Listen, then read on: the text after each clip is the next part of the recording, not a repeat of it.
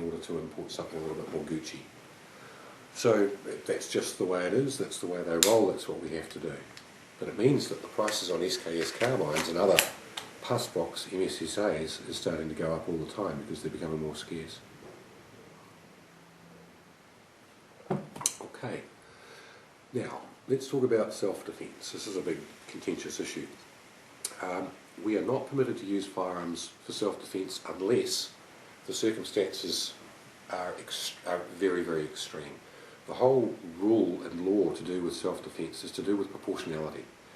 Your response has to be commensurate and proportionate to whatever the threat is that you're facing. I'll just give you an example of something that happened a few years ago, about 4 years ago. A guy called Greg Carvell owns a big gun shop in Ponsonby. He and his father ran, Ray has subsequently died, but they ran one of the big antique arms auctions. They have 2 a year, and I've bought a lot of stuff from them. Both really good guys. They had their gun shop in Ponsonby, and one day they were there along with their other employee, and this guy came in with a machete, waving a machete, demanding that he provided with handguns and ammunition. He was told to piss off. He continued to advance on them, waving the machete in a very belligerent fashion. Greg reached under the counter and grabbed a .45 caliber handgun. Remember, this is a gun shop, so there's no surprise that he had guns to hand. He then reached into a drawer where he had a preloaded magazine, .45 ammunition, loaded the firearm, cocked the mechanism, pointed the pistol at the guy and said, "Get out of here, stop, stop, stop, or I'm going to shoot you." The guy continued to advance, waving his machete, and Greg shot him. Hit him in the lower abdomen, destroyed his spleen. .45 in the guts is going to settle most arguments most of the time. The guy survived. Greg was charged with an offence under the Arms Act. He spent over a year and a half being dragged through the courts. He was ultimately acquitted by the jury, but it cost him over $100,000 in legal fees. A big chunk of that was funded by people like myself and other guys who donated money to his defence, because we thought this was just a ridiculous situation. In fairness, it was not the police that brought the prosecution, it was the Crown Law Service. Greg was charged with an offence under the Arms Act in that he had a preloaded magazine to hand, clearly for no other purpose than for self-defence, and that is a crime. If I keep a shotgun or a rifle under my bed in my cupboard to hand for the purpose of self-defence, I'm breaking the law. The law requires that the firearm and its mechanism be kept separately and ammunition be stored in a separate area. This is for safety considerations so kids can't get hold of it. Not unreasonable.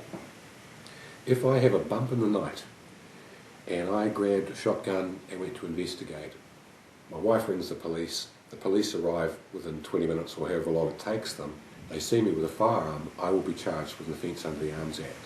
The argument would be the time that it took you to get what was supposed to be a securely locked up firearm and the ammunition and bring them together and then go and basically look for trouble is time that you should have spent being on the phone to us and barricaded in your bedroom. It's a load of shit argument, but that is the law and that is the case. They're very keen on not seeing the general populace arming itself in response to crime levels which are pretty much the same as any other Western nation. It's a load of crap, but there it is. We have, however, in the last 10 years we've had some vicious home invasions, and the jury system has evolved a kind of castle defence doctrine. It is not there in formal law, but where people have grabbed firearms and defended themselves, either discharged a shot or presented a firearm, they've been charged with an offence under the Arms Act, juries have acquitted them. The juries appreciate that it's crazy that somebody should be a victim of a violent criminal just to be compliant with what the bedwetting politicians and bureaucrats want them to do. So as I say, we have this sort of evolving castle defence, but it's not formally there in law. You will continue to be prosecuted by the police if you have firearms and use them, or have them to hand for the purpose of self-defence. That's just the way it is. What other stories have I got to illustrate? I'll think of them.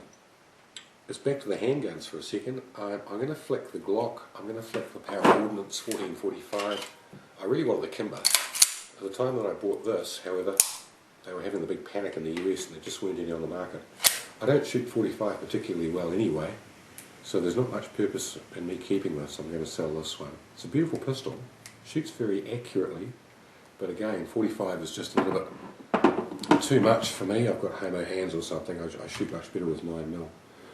Another pistol, the mechanism of which interests me, and this is really why I buy the things, because I see them, I want to shoot them, and of course in our country gun shops don't have ranges attached. If you want to trial a handgun, you basically got to buy it. This is the H&K USP Custom.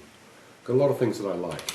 It's got an exposed hammer, it has adjustable sights, which is great. It has a combined decocker and safety catch, which I think is fantastic. It saves duplication of controls. It's got a good slide release that's easily accessible, and it's an accurate pistol. I just don't like it. It doesn't move me.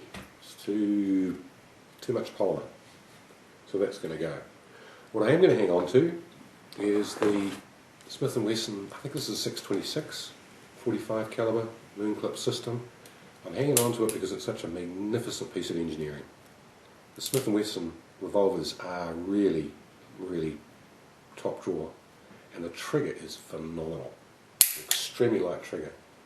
With pistol shooting, it's all about trigger manipulation. That's the difference between accuracy and not. And this trigger, I think, may have been sectioned up a bit because it's almost a hair trigger, but it's incredibly accurate. As I say, it's a beautiful piece of engineering, so I'm hanging on to that one. I'm also hanging on to the Colt Python because it's an investment pistol. There are not that many of these around. It's in mint condition. I don't shoot it very often because I want to keep it mint, and it's one that's going to sit in the man cave for 10 years before I sell it, hopefully making a lot of money. So that's the moderns, what I'm keeping, what I'm getting rid of. Let's try to think if there's anything else with the firearms laws. We've covered self-defence, we've covered the importation. We'll just have to see what happens next year with the UN treaty. The firearms register may become a reality, but if it does, it'll purely and simply be politicians going through the motions because they feel like they have to do something. The Canadians have found it's just been an exercise in futility. We may see a ban, we may see a buyback. The good news for the collectors is that even the police say, look, you guys aren't the problem. You've already been vetted up the arse. You've already got very, very tight security. We're not worried about you.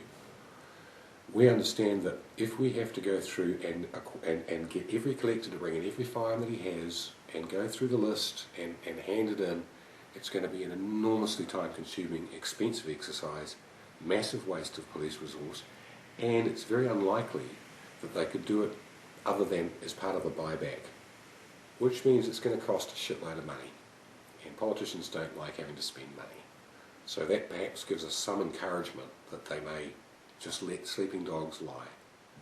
However, this mass shooting in Norway, this tragedy in Norway, puts another question mark on things, not least of which because the Norwegian gun laws are very similar to ours. And the anti-gun people are saying, that being the case, look what happened in Norway, they've got the same type of laws, it didn't prevent the incident. Us gun guys are going, fuck the laws. The only way the laws would have prevented that incident is if you had all the volumes of firearms laws in one pile and you leaned out the building and dropped it on the guy's head. That would have stopped it. What they really needed on site was somebody who knew how to use one of these and had one of these to hand. That would have prevented that son of a bitch from acquiring such an enormous body count. But anyway, that's a subject for another video. Just Americans, be very grateful that you have your Second Amendment. Brits, be very envious that we down here in this part of the world have still got, for the moment, still able to own this type of thing. I hope there hasn't been too long and too tedious a video, but there's just really just no other way of doing it.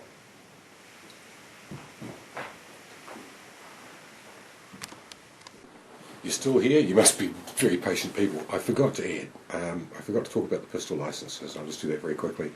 Pistol license is a B category license. It's probably the hardest to get. I think it's probably harder to get than a collector's ticket. You have to join a pistol club. In the first instance, you have to shoot 12 times within a 6-month period. That's a supervised pistol club activity shoot. At the end of that period, it's given the pistol club people an opportunity to eyeball you, basically. They have a look at how you behave, whether you're safe, whether they're comfortable with you. Then, at the end of that initial 6-month period, you make an application to join Pistol New Zealand. At this point, the pistol club can make a recommendation or not. If they do and Pistol New Zealand accepts you, you can make the formal application to the police. Another vetting process, got to have a gun safe. They'll do a very comprehensive